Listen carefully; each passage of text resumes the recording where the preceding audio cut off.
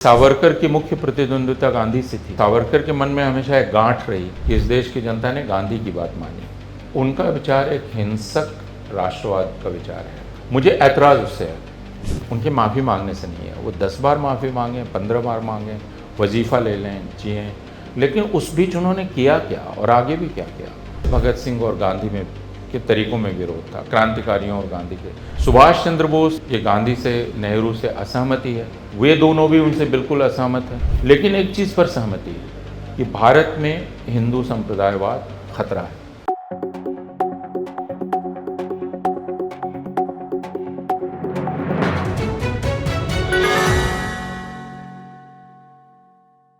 साथियों नमस्कार। देश की राजनीतिक उथल पुथल के बीच राष्ट्रीय स्वयंसेवक संघ यानी कि आरएसएस एक बार फिर सुर्खियों में है। कर्नाटक के गृह मंत्री प्रियांक खड़गे ने आरएसएस प्रमुख मोहन भागवत को चिट्ठी लिखी और चिट्ठी लिखने के साथ उसके हिसाब किताब, आय व्यय के बारे में पूछा है, जानकारी मांगी है। मोहन भागवत का बयान भी आया है। वो कह रहे हैं कि मैं इस पर कोई टिप्पणी नहीं करना चाहता। राष्ट्रीय स्वयंसेवक संघ कई बार की पाबंदियों, तमाम आरोपों के बीच लगातार डेवलप होता जा रहा है। डेवलप इस सेंस में होता जा रहा है, नई नई बिल्डिंगें बन रही हैं, तमाम दरगाहें ध्वस्त करके, पुराने मंदिर ध्वस्त करके दिल्ली में केशव कुंज खड़ा हो गया। और जिसको प्रधानमंत्री नरेंद्र मोदी दुनिया का सबसे बड़ा एनजीओ कहते हैं, उसके बारे में तमाम सवाल हैं और उन सवालों के जवाब ढूंढने के लिए हम जगह जगह कोशिश करने के बाद सीधे दिल्ली विश्वविद्यालय पहुंचे हैं। प्रोफेसर अपूर्वानंद हम सबके बीच मौजूद हैं। सर नमस्कार, आपको समय देने के लिए धन्यवाद कि आपने मुझे समय दिया। प्रियांक खड़गे ने आरएसएस को बॉडी ऑफ इंडिविजुअल्स कहा है और पंजीकरण करने की मांग की, रजिस्ट्रेशन करने की बात कही। क्या अपने स्थापना के 100 साल बाद भी, 100 साल हो गए, आरएसएस इससे बचेगा? क्या उसे रजिस्टर्ड नहीं होना चाहिए जैसे देश में सभी संस्थाएं, स्वयंसेवी संस्थाएं जिनमें पैसों का ट्रांजैक्शन होती हैं? आपको क्या लगता है? प्रियांक खड़गे कर्नाटक के नए गृह मंत्री हैं जी। और गृह मंत्री के तौर पर उन्होंने राष्ट्रीय स्वयंसेवक संघ से जो प्रश्न किया है, वो प्रश्न दरअसल भारत की संघीय सरकार के गृह मंत्रियों को अब तक करना चाहिए था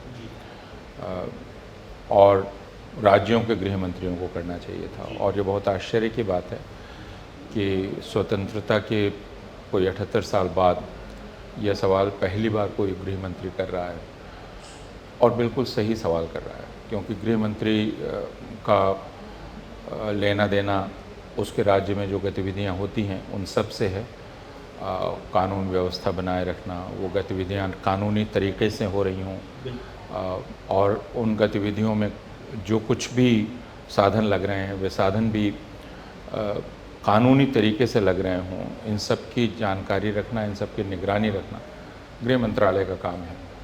और इस लिहाज से प्रियांक खड़गे का ध्यान निश्चय ही एक ऐसे संगठन की ओर गया होगा जो सबसे अधिक सक्रिय है और यह सक्रियता बिना संसाधनों के नहीं हो सकती। सबसे अधिक सक्रिय है, लेकिन आश्चर्य की बात है कि वह किसी भी प्रकार से जवाबदेह नहीं है कानूनी रूप से।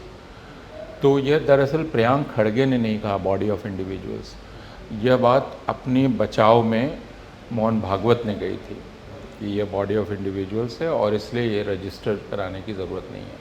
और प्रियांक खड़गे ने इसी को उद्धृत करते हुए कहा है इसके बाद भी आपको निबंधित करने की आवश्यकता होगी, क्योंकि अगर आप सार्वजनिक क्षेत्र में कोई भी काम कर रहे हैं तो आपकी जवाबदेही लोगों के प्रति होगी, राज्य के प्रति होगी। राज्य को आपको बतलाना पड़ेगा कि आप क्या कर रहे हैं। तो उनका प्रश्न बिल्कुल जायज़ है। आरएसएस की फाइनेंशियल ट्रांसपेरेंसी जो है उस पर आपकी क्या राय है? गुरु दक्षिणा, विदेशी दान, 2500 से अधिक संगठन, कई बेनामी संगठन जिनके बारे में आप जानते नहीं कि ये आरएसएस से जुड़े हैं, सबका पैसा, क्या कहेंगे इस पे? देखिए, राष्ट्रीय स्वयंसेवक संघ 100 साल से सक्रिय है। जी। मोहन भागवत ने अपने बचाव में फिर ये कहा है कि हम एक खुले संगठन हैं, हम खुले में काम करते हैं, कुछ लुकाव छिपाव नहीं है, इसलिए हमें निबंधित करने की आवश्यकता खुद को नहीं है। अब खुले में सारे संगठन काम करते हैं। इस देश में गोपनीय ढंग से काम करने वाला एक ही संगठन था, भूमिगत, सीपीआई माओइस्ट। बाकी जितने भी संगठन हैं वो सब खुले में काम करते हैं। और जो गैर सरकारी संगठन है, और ख़ुद प्रधानमंत्री ने कहा, जैसा आपने कहा कि ये दुनिया का सबसे बड़ा एनजीओ है, बल्कि ये कहना चाहिए कि यह मातृ एनजीओ है, क्योंकि ये एनजीओज़ का एनजीओ है ना। तो फिर अगर ये एनजीओ है तो भारत के किस एनजीओ को बिना निबंधित किए काम कराने की आज़ादी है? यह प्रश्न हमें करना चाहिए। एक बिल्कुल स्वाभाविक कानूनी प्रश्न है। आप कितना ही महान कार्य क्यों न कर रहे हों, कहा कि जन सेवा का काम करता है, धार्मिक जागरण का काम करता है, जो भी करता है, लेकिन उन कामों में लोग लगते हैं, उन कामों में आप बैठकें करते हैं, उन कामों में पैसे का आदान प्रदान होता है और राज्य को इसकी निगरानी करती होती है।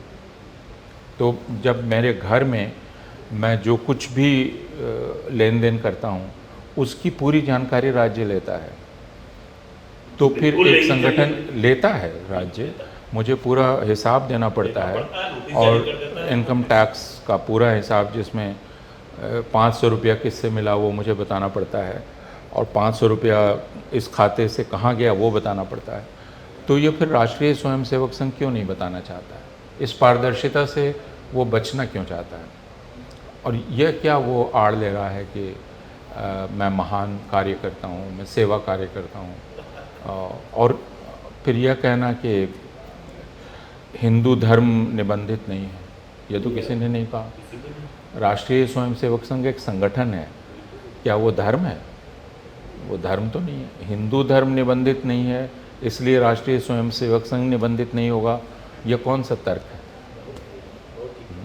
एक खबर आई है, शायद आपकी जानकारी नहीं होगी, केरल में मुख्यमंत्री वीडी सतीशन ने 3 विश्वविद्यालयों के कुलपति को नोटिस जारी किया है। उन्होंने जो आरएसएस के कार्यक्रम में शामिल हुए थे और उन्होंने माफी मांगने को कहा है। और उधर खड़गे ने ये कहा है, प्रियंक खड़गे ने, कि स्कूलों विद्यालयों में आरएसएस की शाखाओं पर बैन लगना चाहिए। इसे आप कैसे देखते हैं?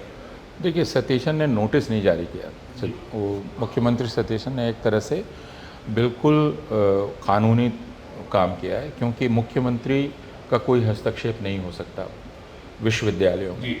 तो उन्होंने उस मर्यादा का पालन किया है, लेकिन उन्होंने राज्य के मुख्यमंत्री के तौर पर अपनी चिंता जताई है और कुलपतियों को लिखा है कि उन्हें माफ़ी मांगनी चाहिए। क्यों? और क्यों प्रियंक खड़गे का यह कहना बिल्कुल ठीक है कि स्कूलों, कॉलेजों और बाकी जगह शाखाएं नहीं लगनी चाहिए। राष्ट्रीय स्वयंसेवक संघ का विचार क्या है? हमको इसमें ईमानदारी से हमें बात करनी चाहिए। राष्ट्रीय स्वयंसेवक संघ जिस विचार के अनुसार काम कर रहा है अपने विभिन्न संगठनों के ज़रिए, और जैसा आपने कहा कि उसके कितने 100 संगठन हैं हमें पता नहीं है, हमें कुछ संगठनों का पता है। जब उनकी प्रतिनिधि सभा जब उनकी होती है तो उस प्रतिनिधि सभा में उन संगठनों के प्रतिनिधि आते हैं और वह साल भर का लेखा जोखा देते हैं। तो इसलिए ये नहीं कहा जा सकता कि वे संगठन आरएसएस के नहीं हैं। विश्व हिंदू परिषद, बजरंग दल, सरस्वती शिशु मंदिर, सेवा भारती, विद्या भारती, एकल विद्यालय, इस तरह के सैकड़ों संगठन हैं। ये संगठन किस विचार पर काम कर रहे हैं?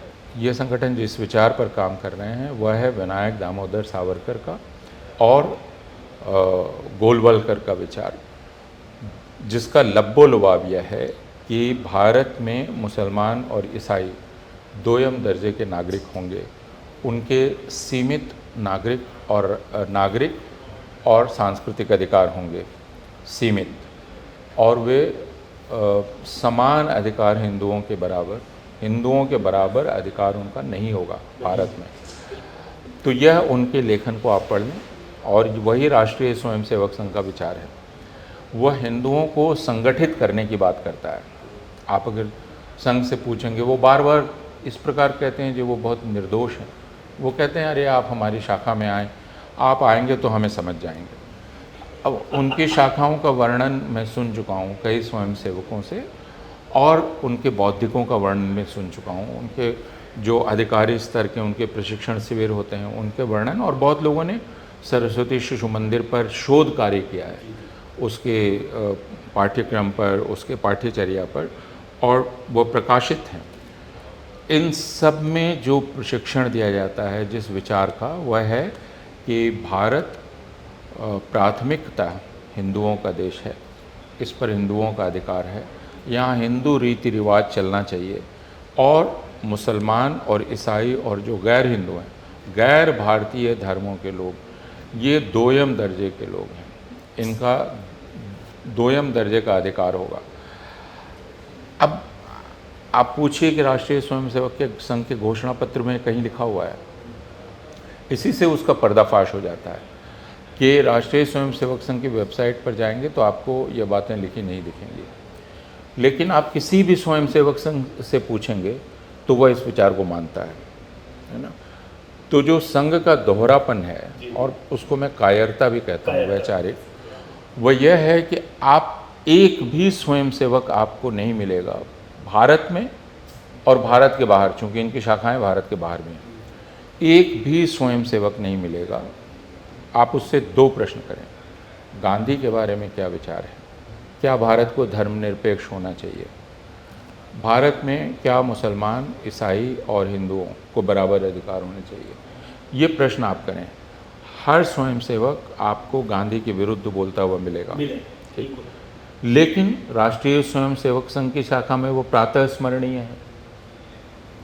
इस दोहरेपन का क्या इलाज है? मैं एक भी स्वयंसेवक आज तक मुझे नहीं मिला है जो कहता हो कि गांधी ने ठीक किया। फिर वो प्रातः स्मरणीय कैसे हो गए? यह प्रातः स्मरणीय कब हुए? जब 1948 को नाथूराम गोडसे ने गांधी को मारा, और उसके बाद राष्ट्रीय स्वयंसेवक संघ के खिलाफ एक रोष उमड़ा। राष्ट्रीय स्वयंसेवक संघ के लोगों ने मिठाई बांटी। यह बात खुद सरदार पटेल ने कही, और किसी ने नहीं, इनके प्रिय सरदार पटेल ने।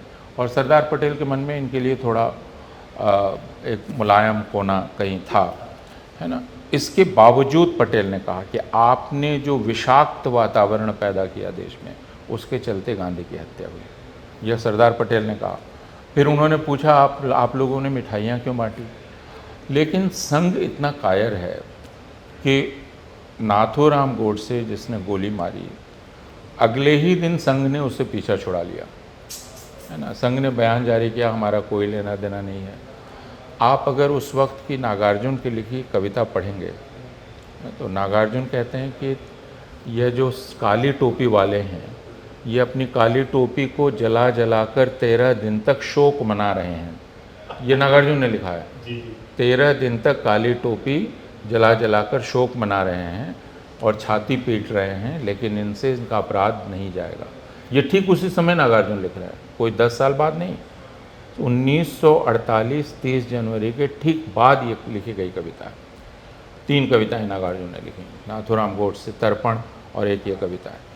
तो उससे बिल्कुल स्पष्ट है कि, लेकिन आरएसएस ने क्या किया? तुरंत पीछा छुड़ा लिया नाथूराम गोडसे।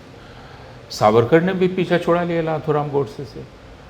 जब कटघरे में सब बैठे रहे तो सावरकर ने एक बार गोडसे की तरफ पलट कर आँख मिलाकर देखा नहीं, जिसका दुख रहा गोडसे को, क्योंकि गोडसे उनका पट्टे शिष्य था। और सावरकर के नेतृत्व में जो साजिश हुई थी, उस साजिश के चलते ही गांधी की हत्या हुई थी। ये जमनलाल कपूर रिपोर्ट आप पढ़ें और दूसरी चीज़ें पढ़ें, और धीरेन्द्र झा की किताब अगर आप पढ़ेंगे नाथूराम गोडसे, और दूसरी किताबें भी, जो तुषार गांधी की किताब है उसे आप पढ़ लें, एजी नूरानी का शोध कार्य है उसको आप पढ़ लें, ये बिल्कुल स्पष्ट है। लेकिन कायरता यह है कि जिम्मेवारी नहीं लेनी है।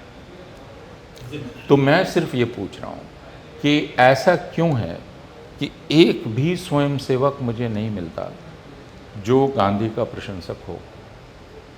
फिर गांधी संघ में प्रातः स्मरणीय है। एक भी स्वयंसेवक नहीं मिलता जो ये नहीं कहता कि धर्मनिरपेक्षता बुरी बात है, लेकिन संघ भारत के संविधान में विश्वास करता है। ये दोहरापन कैसे है? मैं सिर्फ ये कह रहा हूँ कि आप जो हैं ईमानदारी से सामने आइए। तो प्रियांक खड़गे जो कह रहे हैं, हम उस प्रश्न पर लौट जाएं, और सतीशन वो क्या कह रहे हैं, इस विचारधारा के लिए हमारे स्कूलों कॉलेजों में कोई जगह नहीं होनी चाहिए। क्यों? क्योंकि स्कूल कॉलेज एक तो राज्य संपोषित हैं, न भी हो तो भी वो जनता के धन से संपोषित हैं, सार्वजनिक जगह हैं, और स्कूल कॉलेजों में हिंदू, मुसलमान, सिख, ईसाई सब आते हैं, आदिवासी विद्यालय। और स्कूल कॉलेज ऐसी जगह है जहाँ सबको समानता का अनुभव होना चाहिए, बल्कि वही ऐसी जगह है हमारे इस भारतवर्ष में जहाँ छात्र छात्राएं और अध्यापक समानता का अनुभव कर सकते हैं।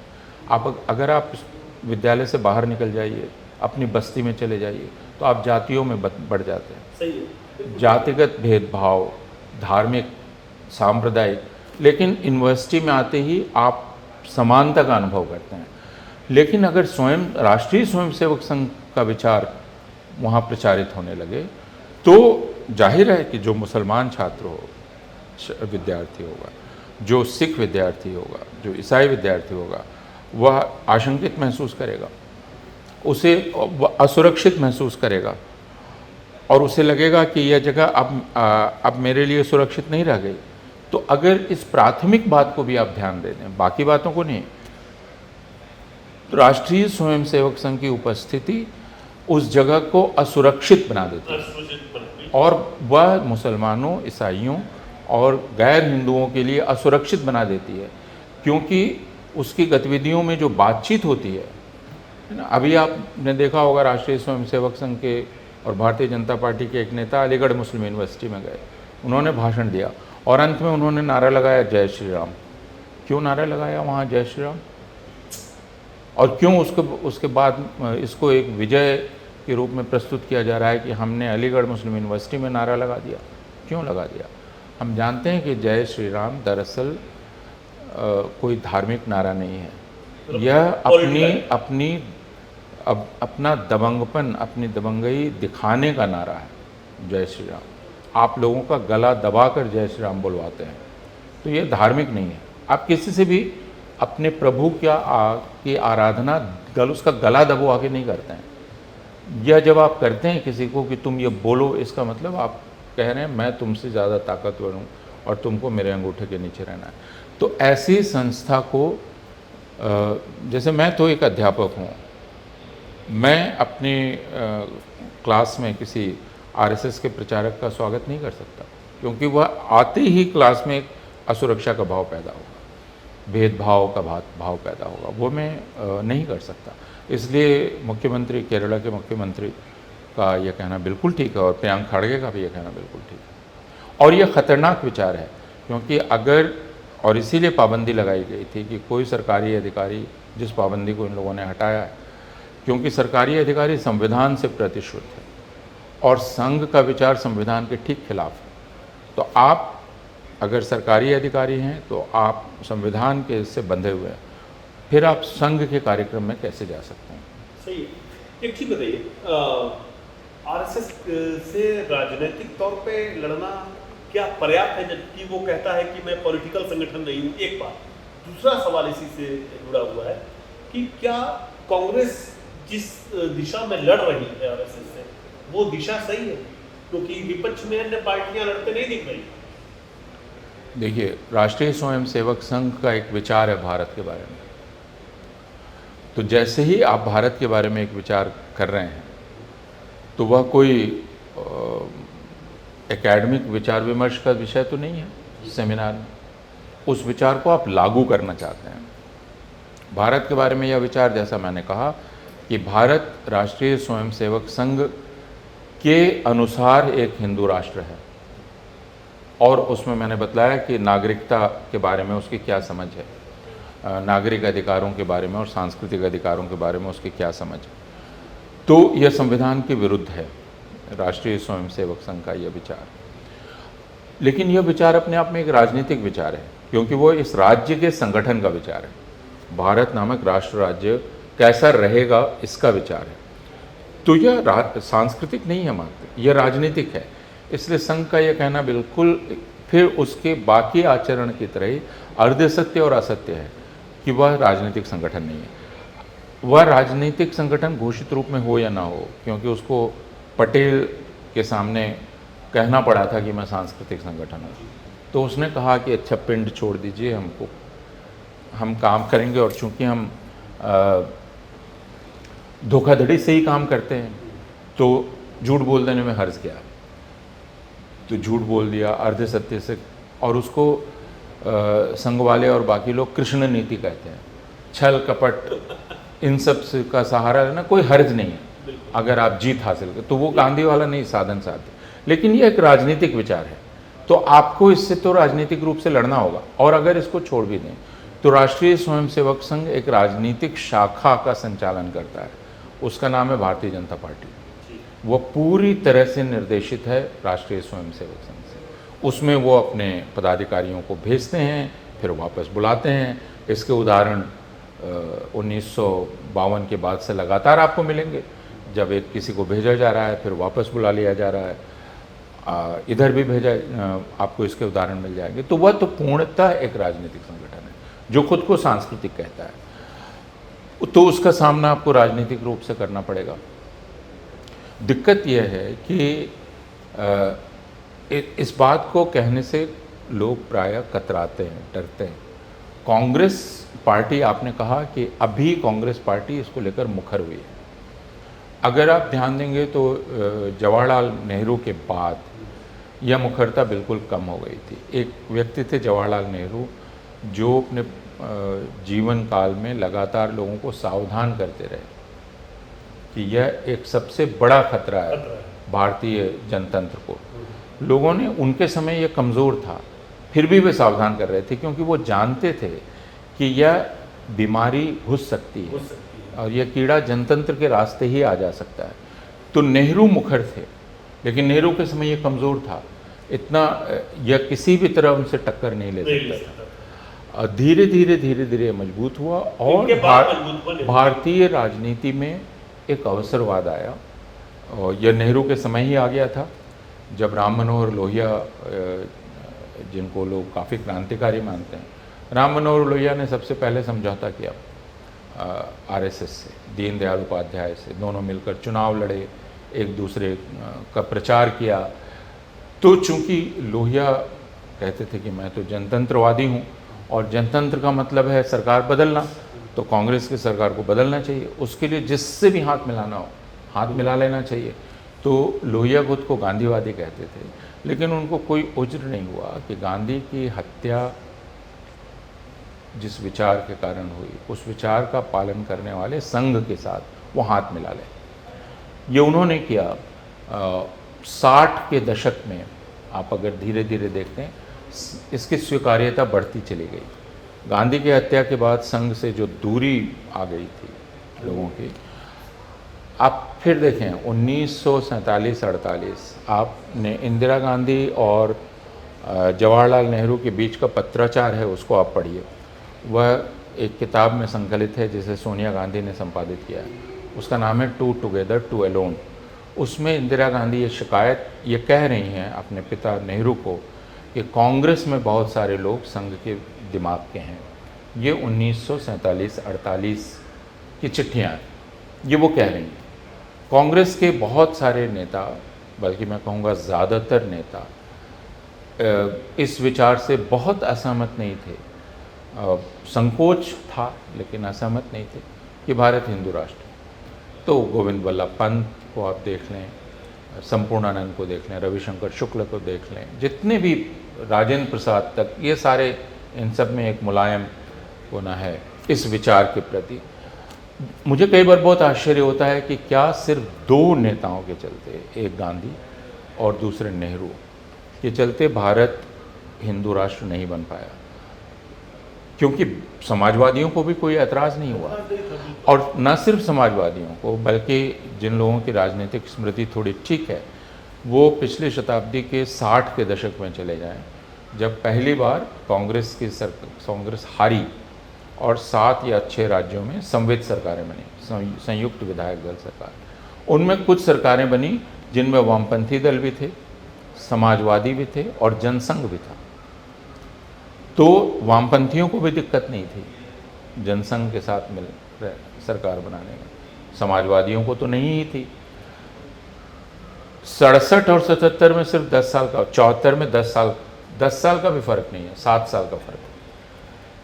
71 के ठीक बाद जयप्रकाश नारायण को कोई परेशानी नहीं हुई संघ के साथ मिलकर आंदोलन चलाने में, है ना। बल्कि जो उस आंदोलन में शामिल लोग हैं वो आपको बताएंगे कि जयप्रकाश नारायण संघ से चाहते थे कि वो अपनी मसल पावर दे, है ना। और संघ नानाजी देशमुख और बाकी तमाम लोगों ने, जिसे जेपी आंदोलन कहा जाता है, वो दरअसल संघ का आंदोलन, क्योंकि संघ लगातार प्रयास कर रहा था कि कब एक कमज़ोर क्षण मिले।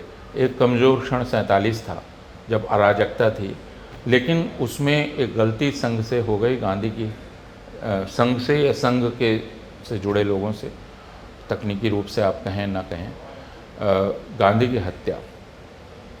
उस अराजकता का लाभ उठाकर वह चाहता था कि मुसलमानों को पूरी तरह से यहाँ से भगा दिया जाए। वह नहीं कर पाया, गांधी की हत्या के चलते वह पूरी तरह रुक गया। लेकिन 60 के दशक में समझौता किया लोगों ने संघ से, फिर 70 के दशक में समझौता किया। आप देखें हर थोड़े अंतराल पर यह समझौता बढ़ता चला गया। फिर विश्वनाथ प्रताप सिंह ने समझौता किया, सरकार बनाई, जिसमें एक तरफ वामपंथियों ने उनकी सरकार को एक तरफ कंधा लगाया, दूसरी तरफ बीजेपी ने कंधा लगाया। इसका मतलब दोनों सब साथ काम करने को तैयार। तो विश्वनाथ प्रताप सिंह की सरकार को आप देख लें, और उसके बाद तो फिर ये इसका कोई सवाल ही नहीं रहा। सब हिंदुस्तान में शायद ही कोई पार्टी हो, कांग्रेस पार्टी को छोड़कर, जिसने किसी न किसी समय जनसंघ या भारतीय जनता पार्टी के साथ मिलकर काम ना किया हो। तो धीरे धीरे यह विचार स्वीकार्य हो गया और राजनीति के बीच में आ गया, और इससे लड़ने का सवाल ही ख़त्म हो गया। तो अब लड़ने का सवाल है, जबकि यह हावी है पूरी तरह। एक समय था जब यह पूरी तरह रक्षात्मक था, अब यह पूरी तरह हावी है और धर्मनिरपेक्ष विचार रक्षात्मक है। तो जाहिर है यह संघर्ष अब बहुत कठिन है, और इस संघर्ष में फिर एक जो दल मुखर नज़र आ रहा है, और उसके भी कुछ नेता, वह कांग्रेस पार्टी है। लेकिन कांग्रेस पार्टी को भी अभी वह स्पष्ट लोगों को के बीच वह उस स्पष्टता को ले जाना पड़ेगा कि क्यों राष्ट्रीय स्वयंसेवक संघ भारत के लिए हानिकारक है, क्यों खतरनाक है, क्यों हिंदुओं के लिए भी खतरनाक है। इस बात को जब तक धैर्यपूर्वक समझाया नहीं जाएगा हिंदुओं को, तब तक ये लड़ाई नहीं लड़ी जा सकती। ये मुसलमानों और ईसाइयों के लिए तो अस्तित्वगत रूप से खतरा है, क्योंकि यह उनके रोज़ाना उनके जीवन, उनकी आर्थिक जीवन, उनके घर, इन सब के लिए खतरा है। एक मुसलमान इस समय भारत में सबसे ज़्यादा असुरक्षित है, क्योंकि एक मुसलमान को इस बात का पता नहीं है कि अगर वो ट्रेन में सफ़र कर रहा है तो उसके साथ क्या किया जाएगा। अगर वो टिफ़िन लेके चल रहा है तो कोई बगल वाला उसका टिफ़िन खोलकर ज़बरदस्ती देख लेगा कि नहीं देखेगा, फिर उसको गिरफ़्तार कर लिया जाएगा कि नहीं जाएगा। उसने अपने शादी में बिरयानी बनवाई, पड़ोसी ने जाके शिकायत कर दी कि बिरयानी में बीफ है, और बाप को जेल भेज दिया, जेल में 2 साल, उसके घर की शादी। तो अब मुसलमान को पता नहीं है उसका पड़ोसी क्या करने वाला है, उसके ट्रेन में जो हम सफ़र है वो क्या करने वाला है, जो रेलवे प्रोटेक्शन फोर्स का नौजवान है वो उसको गोली मार देगा कि नहीं, उसको नहीं पता है। उसके बगल का जो यात्री है वो थप्पड़ मार देगा कि नहीं, गाली गलौज करेगा कि नहीं। तो राष्ट्रीय स्वयंसेवक संघ के चलते मुसलमान और ईसाई तो बहुत ख़तरे में हैं, लेकिन हिंदू भी विकृत होते चले जा रहे हैं। आज से 12 साल पहले पूरी दुनिया हिंदुओं को थोड़े आदर से देखती थी। गलत थी, सही, एक गलतफहमी थी, उदार हैं, नहीं ठीक है, सहिष्णु हैं। अब पूरी दुनिया बहुत आश्चर्य से देख रही है कि इतना घिनौनापन इस समाज में कैसे है, ये इतना घिनौना, ये तो, और ये प्रदर्शित हो रहा है न्यू जर्सी अमेरिका में भी, इंग्लैंड में भी, ऑस्ट्रेलिया में भी, हर जगह। अब आरएसएस के जो संगठन हैं जो बाहर हैं, एचएसएस है ना, और ये ध्यान रखिए आरएसएस यहाँ खुद को निबंधित नहीं कर रहा है, लेकिन इसका जो संगठन वहाँ है उसको रजिस्टर कराना पड़ा है खुद को, वहाँ वो बच नहीं सकता। वहाँ तो कराना ही पड़ा है उसको रजिस्टर। तो जबकि एसएसबी भी वहाँ वो कुछ इस तरह पेश आ रहा है जैसे वो संत है, वो बेचारा उसको कहाँ घसीटा जा रहा है, वो सांसारिक नहीं है, वो आध्यात्मिक है, आदि आदि। तो वहाँ मिलियनियर्स जुड़े हुए हैं यूएस के। बिल्कुल, बुलडोज़र लेके जुलूस निकालना, ये सब कुछ अब ये लोग कर रहे हैं। वहाँ भी मुसलमानों के खिलाफ घृणा का प्रचार, दलितों एक तो आपका जो जवाब है उसी से जुड़ा सवाल है भी आपके पास कांग्रेस की जो आरएसएस को लेकर राहुल गांधी की सोच है। राहुल गांधी जिस दिशा में सोच रहे हैं उसको लेकर जिस तरह की लड़ाई लड़ रहे हैं, क्या पूरी कांग्रेस भी आपको उसी लड़ाई में शामिल नजर आ रही है? ईमानदार जवाब चाहता हूँ इसका। नहीं, इसलिए कि कांग्रेस ने अब तक कोई लड़ाई लड़ी नहीं है आज़ादी के बाद। राहुल गांधी ने अभी एक व्याख्यान दिया जो बहुत प्रसारित हुआ, और उसमें उनका कहना ठीक है कि आज़ादी के पहले वह प्रतिरोध का आंदोलन था।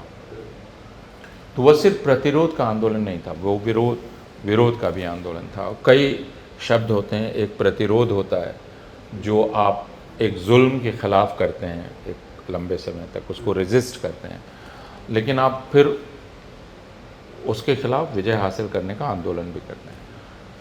तो अभी का जो दौर है वह एक तरह का प्रतिरोध का दौर ही होगा। तो उन्होंने उस वक्त की याद दिलाई है जो अंग्रेज़ी हुकूमत के ख़िलाफ़ प्रतिरोध का था। लेकिन कांग्रेस पार्टी को ऐसा कोई मौका नहीं मिला आज़ादी के बाद कि उसे कोई आंदोलन करना पड़े, अपने विचार की रक्षा के लिए करना पड़े, क्योंकि वो सत्ता में रही ज़्यादा वक्त, बीच बीच में सत्ता गई लेकिन सत्ता में वापस आ गई। तो उसका जो विचार बन गया वो विचार था सत्ता का विचार, और उसे किसी विचार के लिए संघर्ष करने, क्योंकि धर्मनिरपेक्षता राज्य का विचार था, वो लागू हो रहा है। यह तो कांग्रेस को उसके लिए कुछ करना नहीं, कांग्रेस को सिर्फ शासन करना है। राज्य धर्मनिरपेक्षता को लागू करता रहेगा तो धर्मनिरपेक्ष विचार राज्य का विचार हो गया। वह कोई राजनीतिक विचार नहीं रहा, वह कोई सांस्कृतिक विचार भी नहीं रहा।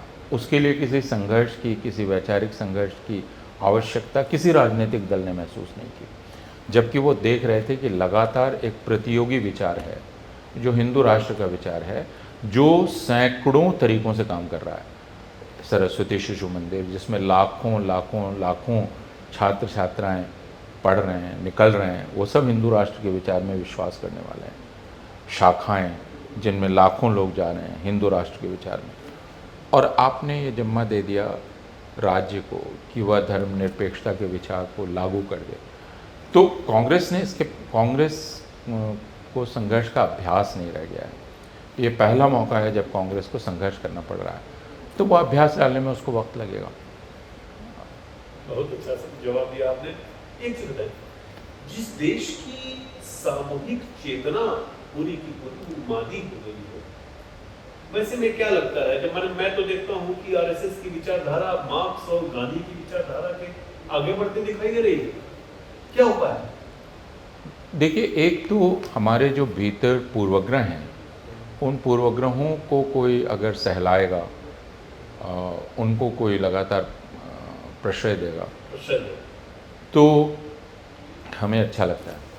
अब ये पूर्वग्रह हमारे समाज में रहे हैं, इनसे इनकार नहीं किया जा सकता। और अगर आप साहित्य पढ़ेंगे 150 साल पहले का, कहानियाँ, कविताएं, दूसरी चीज़ें, तो आपको ये पता चलेगा कि हिंदुओं में एक दुराव का भाव मुसलमानों को लेकर रहा था, या आप देख सकते हैं 19वीं शताब्दी के अंत का ये कई भाषाओं का साहित्य आप पढ़ जाइए तो आपको यह दुराव दिखलाई पड़ेगा। प्रेमचंद के लेख अगर आप पढ़ेंगे जो आज से कोई 100 साल पहले लिखे गए लेख हैं, तो उन लेखों में प्रेमचंद बहुत स्पष्ट रूप से लिख रहे हैं कि हिंदुओं में मुसलमानों के खिलाफ दुराव है। ये प्रेमचंद 1924 में लिख रहे हैं, 1930 में लिख रहे हैं, 1933 में लिख रहे हैं, और उसको वो बहुत बड़ा ख़तरा बता रहे हैं। प्रेमचंद ये कह रहे हैं कि दरअसल हिंदुओं में जो जाति भेद है और ऊंच नीच की भावना है। इस वजह से हिंदू मुसलमानों को भी नीचा मानते हैं। वो ये कह रहे हैं कि आखिर मुसलमान कैसे यह माने कि हिंदू उसको बराबर मानता है, जबकि वो देखता है कि हिंदू उसका छुआ पानी नहीं पीता है, हिंदू उसको अपने घर में उसी बर्तन में पानी नहीं। ये प्रेमचंद ये सवाल कर रहे हैं कि जब मुसलमान देख रहा है कि उससे साधारण जीवन में हिंदू भेदभाव कर रहा है, तो फिर वह उसके साथ सुरक्षित कैसे महसूस, ये प्रेमचंद पूछ रहे हैं, सुरक्षित कैसे महसूस करेगा। तो ये हमारे मन के भीतर थी ये बातें। अब एक संगठन बना राष्ट्रीय स्वयंसेवक संघ, जो इसी चीज़ को लगातार उकसा रहा है, रोज़ाना रोज़ाना रोज़ाना, और वो धीरे धीरे हिंदुओं को में जो चीज़ दबी हुई थी उसको अब ऊपर ला रहा है। और अब तो पूरा वातावरण ही इसके लिए है कि आप अब खुलकर अपने पूर्वग्रहों को व्यक्त कर सकते हैं और वो हिंसा में तब्दील हो सकती है। मैं सिर्फ यह कहना चाहता हूँ कि देखिए, दुनिया के किसी भी हिस्से में आप चले जाएंगे, इस प्रकार के पूर्वग्रह मिलेंगे। भाषा को लेकर पूर्वग्रह मिलेंगे, रंग को लेकर पूर्वग्रह मिलेंगे, धर्म को लेकर पूर्वग्रह मिलेंगे। ऐसा नहीं है कि यह सिर्फ हिंदुओं में है, मुसलमानों में है, शियाओं में सुन्नियों के प्रति है, सुन्नियों में शियाओं के प्रति है। अरे बड़ा उदाहरण तो बड़े हमने देख लिया, अमेरिका ईरानी लोग देख लिया। हाँ हाँ, वो है सुन्नी शिया वगैरह वगैरह, लेकिन बरेलवी, देवबंदी, सलफ़ी तो अलग अलग है, पूर्वग्रह हैं। पूर्वग्रह को आप पूरी तरह कभी मिटा नहीं सकते, संभव नहीं है, कोई राज्य नहीं मिटा सकता। लेकिन वो राज्य फिर करता क्या है? राज्य करता यह है कि आपका पूर्वग्रह मेरे लिए खतरा ना बन जाए। आप पूर्वग्रह आपके मन में है, ठीक है, ये एक लंबी शिक्षा का मामला है, साहचर्य का मामला है। आप मेरे साथ उठेंगे, बैठेंगे, मुझे देखेंगे तो पाएंगे कि मैं उतना ही अच्छा या बुरा हूँ जितने आप हैं।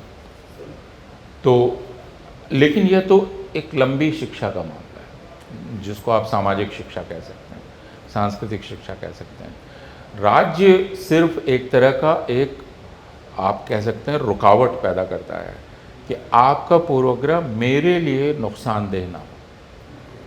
मैं पढ़ाई लिखाई कर रहा हूँ, आपके पूर्वग्रह से मेरी पढ़ाई लिखाई प्रभावित ना हो। मैं नौकरी करने जा रहा हूँ, आपके पूर्वग्रह से मेरी नौकरी प्रभावित ना हो। मैं किसी सार्वजनिक स्थल पर हूँ, आपके पूर्वग्रह के चलते मैं उससे बाहर ना हो जाऊँ। और मैं सरकार में प्रतिनिधित्व कर सकूँ, आपके पूर्वग्रह से उसमें बाधा ना पड़े। राज्य ये करता है। धर्मनिरपेक्ष राज्य का मतलब यही है। यह चीज़ अब मिट गई है।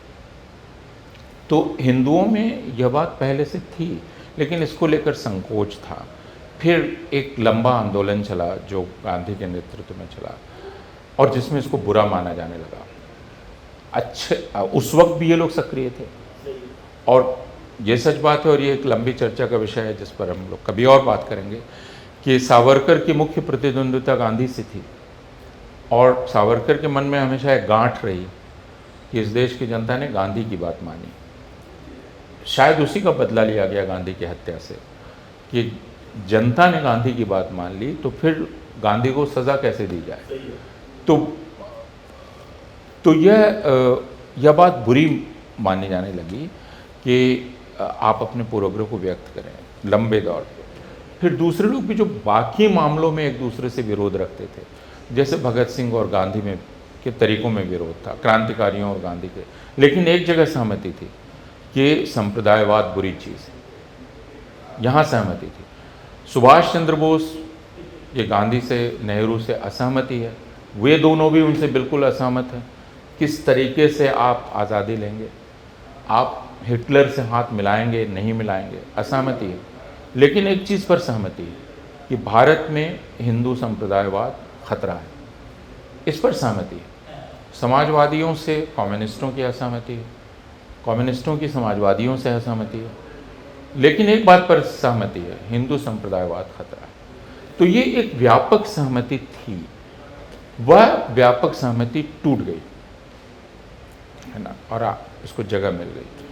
इस वजह से अब हम देखते हैं कि मुख्य जो वातावरण है वो हिंदू संप्रदायवाद का है। बीमारी इसके कीड़े थे, अब वह बिल्कुल उभर आई है, और अब आपके शरीर पर वो दिखलाई पड़ने लगा है, आपके पूरे स्नायु तंत्र में है, आपका रक्त दूषित हो गया है, आपको डायलिसिस की ज़रूरत है, आपकी एक तरह से किडनी ख़राब हो गई है, और उसके चलते आपका पूरा शरीर ख़राब है। अच्छा, एक चीज़ बताइए, मैं ये समझना चाहता हूँ कि सावरकर और आपने कहा कि सावरकर की तुलना में देश की जनता ने गांधी को चुना, और ये सच भी है।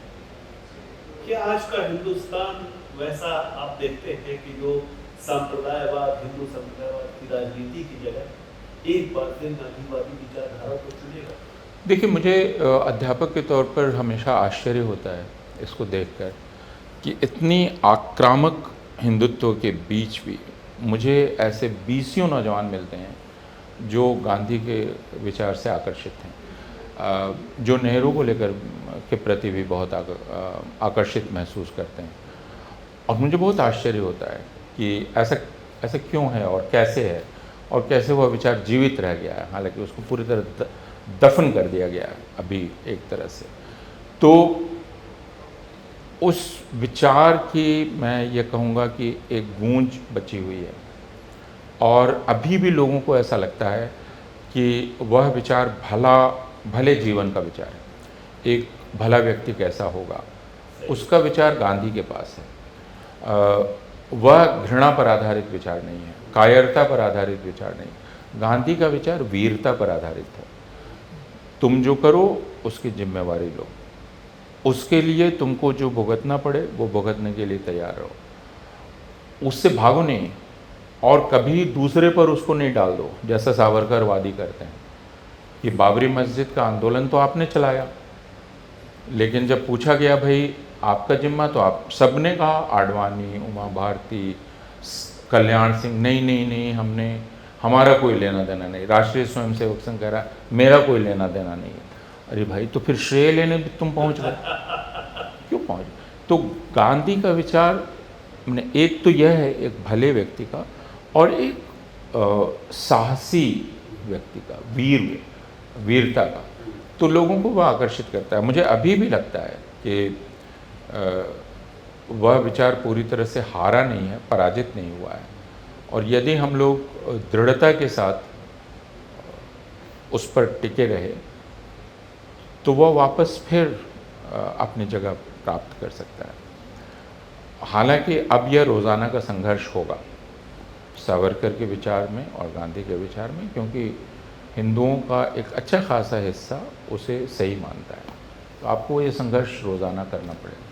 दर्शकों को बता दूं कि सावरकर के पर पोते ने माना है, कोर्ट के अंदर माना है कि सावरकर ने 10 बार दया याचिका अंग्रेजों को दी थी। ये ताजा खबर है आज की, क्योंकि सर हाँ, मैं फिर कह रहा हूँ, और मुझे इससे कोई एतराज़ नहीं है कि वो उन्होंने माफ़ी मांगी, क्योंकि ठीक है, अलग अलग तरह के लोग होते हैं, और भगत सिंह के भी बहुत सारे साथियों ने इस पर, अपर्णा वैदिक ने किताब लिखी है और लोगों ने भी किताब लिखी है, जिनको लोग आमतौर पर गद्दार कहते हैं।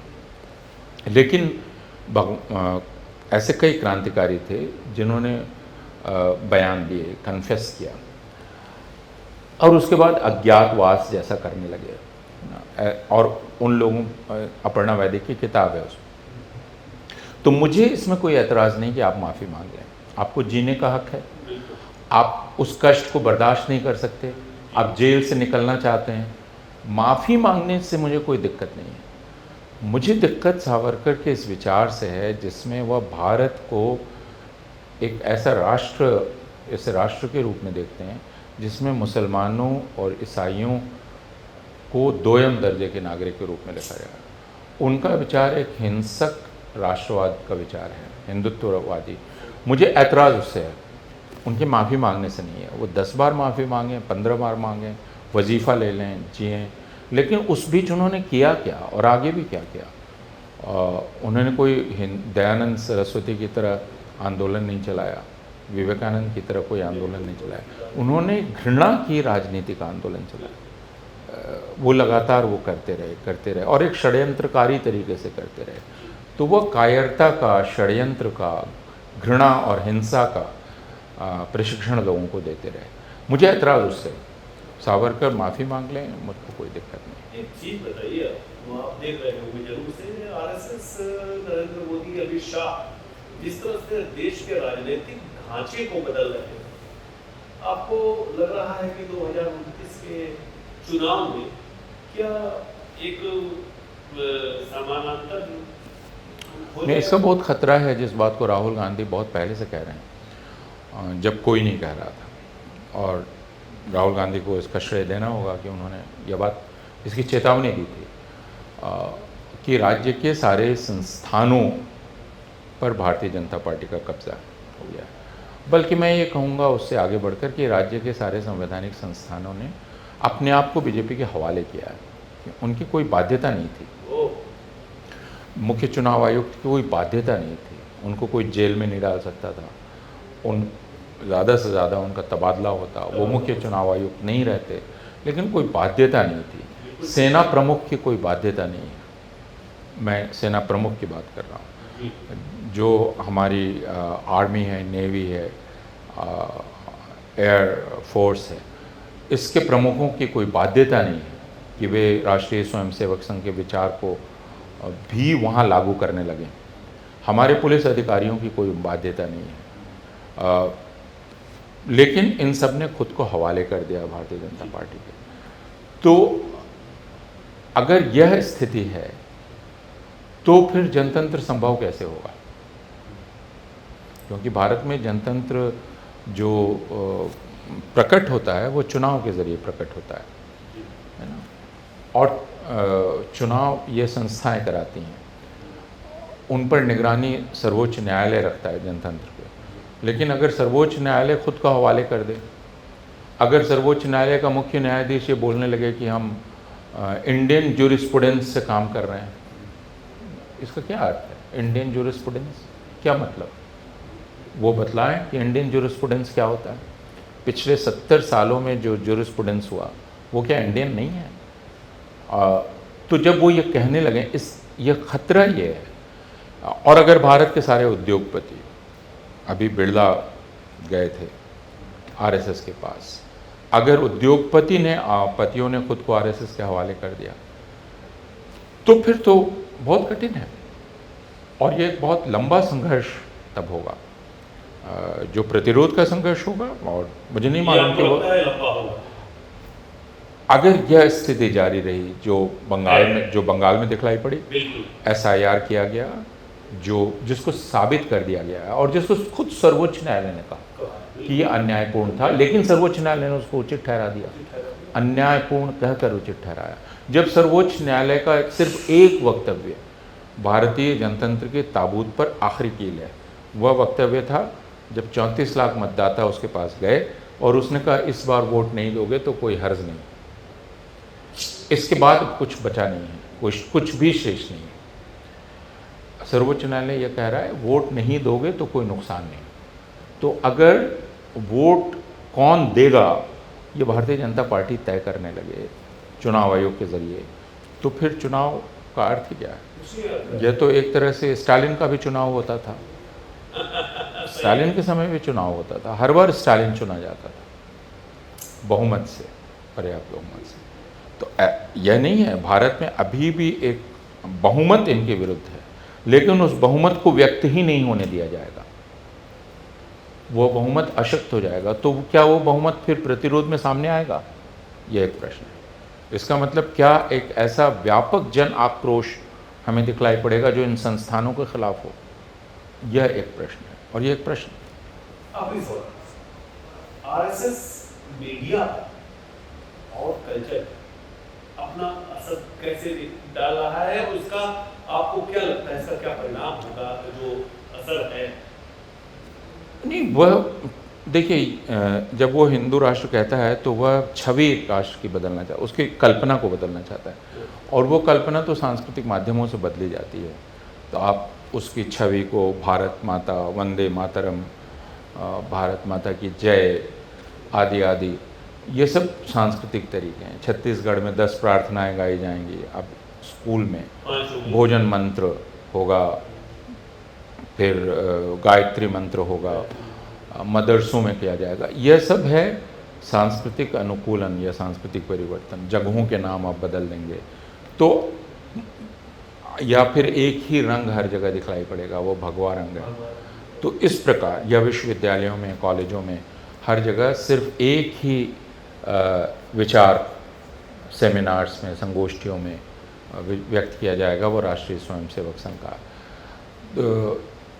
पांडुलिपियों वाली संस्था में, Indira Gandhi national centre for arts में, जो डिपार्टमेंट ऑफ कल्चर है, संस्कृति विभाग है, उसकी जो अभिवृत्तियाँ हैं, मुझे नाट्य दलों से जुड़े हुए लोग बतलाते हैं कि अब सारे नाट्य दलों को जो ग्रांट मिलता है, अनुदान मिलता है, उसके लिए उनको संस्कार भारती के ज़रिए जाना पड़ता है। तो इस तरह जो, जिसे आप सांस्कृतिक क्षेत्र कहते हैं, जिससे हम समझते हैं नृत्य, कला, संगीत आदि आदि आदि, उस पर पूरी तरह से कब्ज़ा सरकार के माध्यम से राष्ट्रीय स्वयंसेवक संघ का है। शिक्षा पर पूरी तरह से कब्जा है, पाठ्य पुस्तकें, पाठ्यचर्या, तमाम चीज़ें। तो इस तरह उसने एक कब्ज़ा कर लिया है ना। और फिर वो मूर्खतापूर्ण है और हास्यास्पद है, लेकिन अगर IIT पंचगव्य पर शोध करवा रही है और अब उसका शोध पत्र प्रकाशित हो रहे हैं, अगर IIT के डायरेक्टर्स भूत विद्या पर सेमिनार करवाते हैं, प्रेत विद्या पर, तो फिर आप समझ सकते हैं कि RSS के विचार के प्रभावी होने का मतलब क्या है। एक प्रकार की मूर्खता का प्रसारित होना, क्योंकि RSS से आप सहमत तभी हो सकते हैं जब आप जड़ बुद्धि हों। मुझे राष्ट्रीय स्वयंसेवक संघ के ही एक नौजवान स्वयंसेवक ने कहा, उसने कहा कि मुझे पहले लगता था कि एक बौद्धिकता है, लेकिन धीरे धीरे जब मैंने पढ़ना शुरू किया तो मुझे पता चला कि ये सब नकली है। और वो बिहार के हैं जिनसे मेरी बात हुई थी, तो उन्होंने कहा कि असल में इन लोगों को खोपड़ी नहीं है और वो खोपड़ी वालों से बहुत डरते हैं, इसलिए अगर संघ में कोई पढ़ने लिखने लगे तो उसको तुरंत वो दूर करना शुरू कर देते हैं। तो संघ के विचार के प्रभावी होने का मतलब है भारत में जड़ता, मानसिक जड़ता, बौद्धिक जड़ता, मूर्खता का प्रसारित होना। तो मुसलमानों को शारीरिक नुकसान होगा, उनकी हत्या होगी, और हिंदुओं में मूर्खता का प्रसार होगा। यह आप देखेंगे। एक पत्रकार हैं राजीव रंजन, मुझे वो इसलिए पसंद है कि वो घूमते रहते हैं और औचक ही पकड़कर लोगों से बातचीत करते हैं। मैं कभी कभी सोचता हूँ कि किसी को यह काम दूँ कि वो जो इंटरव्यू कर रहे हैं उनकी पूरी स्टडी वो करे। अभी मैं कल एक वीडियो देख रहा था जिसमें वो एक व्यक्ति से बात कर रहे हैं और वो कह रहा है कि उसके जो उत्तर हैं, उन उत्तरों को आप सुन लीजिए तो आपको ये पता चलेगा कि एक भारी दिमागी घपला हो गया है हिंदुओं के अंदर। माने हिंदुओं के दिमाग में एक घपला हो गया है। तो वे यथार्थ क्या है, तथ्य क्या है, इन चीज़ों के बीच में संबंध क्या है, वो सबको भूल गए, है ना। मनमोहन सिंह कब थे, अटल बिहारी वाजपेयी कब थे, सोनिया गांधी कब थी, किसने क्या किया, किसी के बीच कोई तारतम्य नहीं है और वे बहुत ही आत्मविश्वासपूर्वक बात करते हैं। उसको देख के मुझे लगता है कि राष्ट्रीय स्वयंसेवक संघ ने कितना बड़ा नुकसान किया है हिंदू दिमाग के साथ, क्योंकि वह एक आघात का शिकार हुआ है। जैसे किसी को कोई चोट लग जाए और डैमेज हो तो उसका कॉग्निटिव डैमेज हो गया है और अब वह सामने जो है वो उसको नहीं समझ सकता क्या है और चीज़ों के बीच रिश्ता नहीं बना सकता है, तर्क नहीं कर सकता है, लेकिन वो सोचता है कि वो सही जानता है।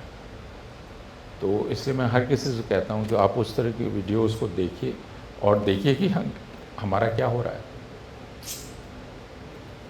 दोस्तों, नफरत से तो देश लगभग टूटता दिखाई दे रहा है और रास्ते ढूंढ रहा है। निश्चित तौर पर हमें उम्मीद है कि वक्त बदलेगा, लोगों के तर्क लौटेंगे, लोग वैज्ञानिकता की ओर बढ़ेंगे और देश बदलेगा। और जहाँ तक धर्म जाति की लड़ाई है, आरएसएस की अपनी सोच की बात जहाँ कही आती है तो जरूर कहना चाहूँगा कि जिसकी आंखें हो उदास उसके साथ हंसो तो हंसना थोड़े है, उसके साथ रो तो रोना है। परमानंद जी बहुत बहुत आपने समय दिया।